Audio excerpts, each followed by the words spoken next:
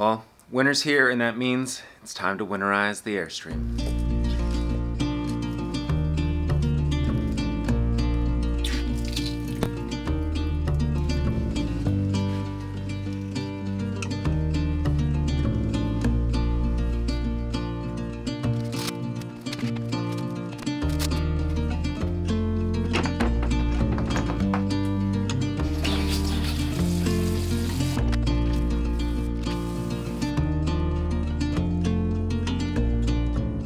Well, welcome to our kind of season recap, how we kind of reflect on the year, everything we got up to, do a little quiz, a little game show style thing, and talk about our future. Is this still kind of a thing we want to do? And because it is winterized, we actually are already winterized. We are cold. We have a space heater that is off just to save the audio for you a little bit. So to kick us off, going to think about all of the places we went. We went to Starved Rock, which is kind of in our own backyard.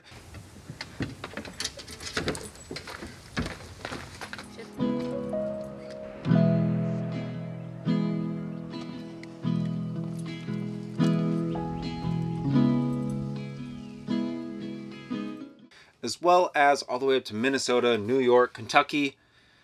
How many miles did we tow this year? I'm not always the best at it. I think I'll just do like a blind guess. Like if everything was like, was certainly more than 100 miles sometimes. Shoot, I don't know. Let's say 900. 900 miles total? Is that not right? Even close to That's right? not close. There were individual trips longer than 3,000. Getting closer. But there More? there were individual trips that were longer than 900. Yeah, I know. Because Plural. you think about the hours that's true. Yeah. It took, a couple. So 3,000 is closer, but go up a little bit more. Ooh, it's just hard because I was like, I want to see the comparison of past years when we went all the way to like California and Arizona. Yeah. You know what I mean? And those are up in the 10,000s-ish. Okay. I mean, then 5,500. All right. Now she's gone over. Oh, no. So a little bit in, like pretty much right in between the 3,000 and 5,500. Okay. It is going to be 4,221. So 4,221 miles of towing that we did this year. We did stay in our backyard-ish, but we did do some of the edges of those states that are pretty big. So. Yes, definitely. So we're going to go through a bunch of different categories and talk about those experiences, what our favorite campgrounds were, surprising moments, worst moments, and what this means for the future. Starting with, what was your favorite campsite? I guess our favorite campsite of the year. Yeah, when I think about campsites, I think about like the physical, where we were, not the whole like experience. And I think Kentucky, we were right on the edge of a river, which was just so cool. Like if you looked out this little window, it was like a bubbling brook. And then when we had our fire, it was right on that. And we were spaced out from the other campers enough to really feel like that space was secluded-ish. Yeah, that campsite, that campground did have a couple of families around and quite a few kids running around. And they were just having fun being kids. Nothing wrong with that. But they were literally in the campsite next to us, and it still felt like we had our own little secluded space because they were far enough away, and the camper kind of felt as that divide, but we had this beautiful view of the river. Mm-hmm. And then out, I mean, there was some campsites out across the river, but you really couldn't even see them. All right, next question is our most underrated location of the year. I think when I think about all the states, right, I think about Ohio being pretty similar to us. And so I didn't really think that it was in the state park book and all that. I didn't really think anything of it. And I knew it was a popular park, but it's really close to like some cities. But it was really, really surprising. And I thought that it was going to be way different. But it's these huge boulders, very, very green, some waterfalls.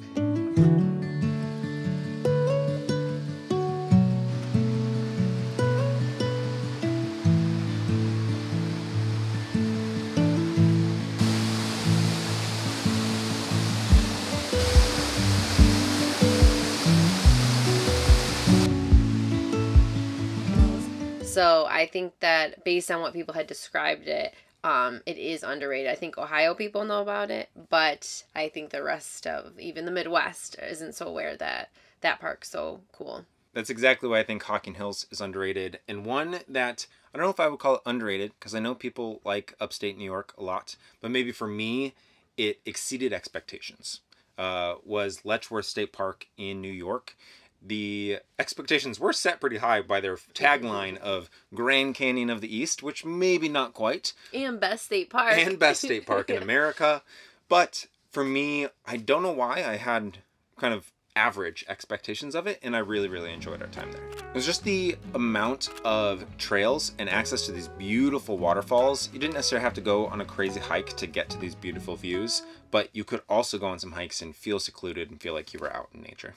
It was a good balance. Out of everything we did, and we did lots of activities, what was maybe the most surprising moment for you of this year? I think when we went kayaking underground in a mine, which was surprising. I didn't fully understand what we were doing until we were there. But a mine that had flooded because they hit an aqueduct, if I'm remembering correctly. And then it was lit up, and then there were fish in there. Yeah. It was just so bizarre. I didn't even know those things existed. Yeah. And to me, the signage and advertising was very much like touristy trappy, and it, to an extent, was. But at the same time, sometimes there's a reason for that, right? Mm-hmm. There's something really cool to go experience, and this was one of those scenarios where, yes, they had big billboards that were cheesy, but it was absolutely worth it, and definitely enjoyed it. It was not... And sold out. So we had booked it like the week before. And we ended up going on like a Monday morning. Yes. So, book ahead. All right, maybe keeping with a little bit of a kayaking theme, what was our favorite activity of all summer? I think that's like the definition of a leading question. It was pretty cool getting the kayaks, and I do think it was appropriate for Voyagers. I think because the way that park's laid out, you kind of, it makes the experience because most of it is water. So it was really neat to be able to explore it in that way, and it kind of made me want to go to the Boundary Waters. Yeah, and I've said it a billion times, having the kayaks, being out on the water by ourselves is like so peaceful to me. And there was, on that first morning kayak that we got to go on down kind of the inlet, I guess, was just completely us. Eating our lunch out on the kayaks was perfect. It was just like exactly the type of activity that I want to do. No motorboats, like nothing. Yeah. Just being in nature and smelling the fresh air, experiencing it all, being out on the water like that was something that we're going to do a lot more of. Mm-hmm. We're getting towards the end of our questions, I guess. What was the worst moments of the year? And I think I'm going to kick this one off because the first two are me. The first one was up in Voyagers. We were kayaking, and it's when I got the bee sting. One of them just maybe woke up on the wrong side of the bed, needed a Snickers, I don't know, decided I was the Snickers, and came and got me right in my shoulder. And it hurt. It hurt real bad. Not really in the moment, knowing if a full hive was coming after me or not. Not exactly an experience that I enjoyed. So it was a little nerve-wracking. We were out by ourselves. We were over a mile kayak away from the visitor center, and didn't really have a great way of communicating if there was an emergency. So a little bit of a stressor and something we're thinking about for next year for sure. The other one, which I just caught on camera a little bit at the end of Kentucky, was a little bit of a poopsie oopsie with the stinky slinky. Ew. You don't want that on camera. Yeah. So while I was trying to empty the black tank in Kentucky after the end of that trip, I forgot one piece, the cap on the end of the actual drainage tube, and had to kind of figure that out in the moment, and it ended up popping off, going down the drain and gone forever. And some things went all over the place a little bit before I could get it down into the drain where it needed to be. Not exactly my finest moment. If you stayed all the way to the end of that video and watched the bloopers, I'm not even sure I'm going to clip it here. I'm just going to maybe link to that video. So if you want to go and watch that, you can do so.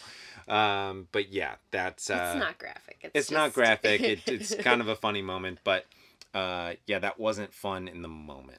I think you had one that was kind of top of the list for you in terms of worst moments. Yeah, the worst moment for me was maybe, and it's not really that terrible. Obviously, I didn't like the two that you mentioned, particularly the bee sting one. But when we were in Voyagers, the boat tour was canceled. And I was looking forward to that. It was going to get us out to different parts of the park. But even more for that, I was thankful that we had the kayaks because I feel like it would have been a long drive and maybe wouldn't have been able to explore a whole lot. But it would have been nice if we could go on that boat tour, but things happen and you have to adjust, and that's just the way it is right now, especially with staffing and everything. So I totally get it. And that's traveling. You got to roll with the punches. Yeah, I think they had both a staffing issue and a mechanical issue. Mm-hmm. And so just not being able to get on the boat and seeing those parts of the park was a bummer. But we did have the kayaks. So with all of that, we have a couple goals that we talk about and that we're working on. How did we progress on some of those goals this year?